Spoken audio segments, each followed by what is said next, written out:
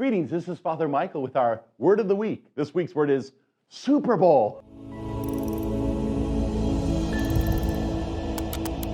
This weekend is the big event for the last game of the football season, and it's more than just a football game.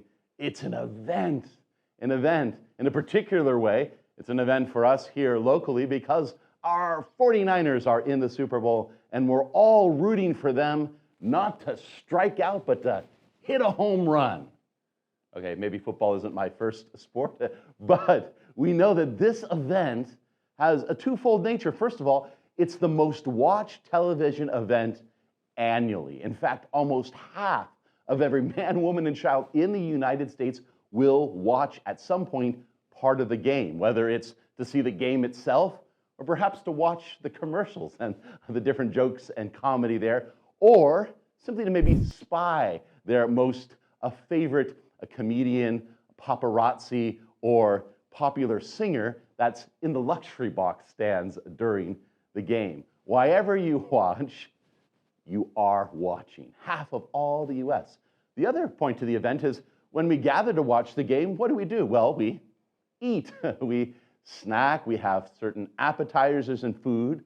Outside of Thanksgiving, more food is consumed on Super Bowl Sunday than any other day of the year, it's estimated. Here at St. Dominic's, we celebrate every year the Super Bowl. Certainly, most of our parishioners, I would think, myself included, will watch the Super Bowl, or at least pieces of it. But what I'm talking about is the S-O-U-P-E-R,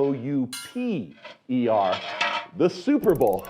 We take a collection for our soup kitchen, if you will, our community service, our Lima Center, so those who are most forgotten and those who are in need of a meal and foods might indeed not be forgotten. On a day when everyone's focused on the same thing, we take the occasion to highlight those who are perhaps forgotten.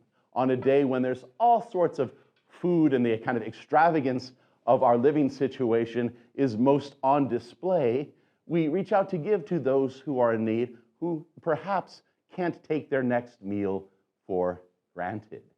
In this way, then, we have a collection at all of our masses, and even if perhaps you're not a parishioner here, but are watching this video and want to make a donation to our S-O-U-P-E-R Bowl, our Super Bowl, certainly we would love to take that donation and that contribution to that.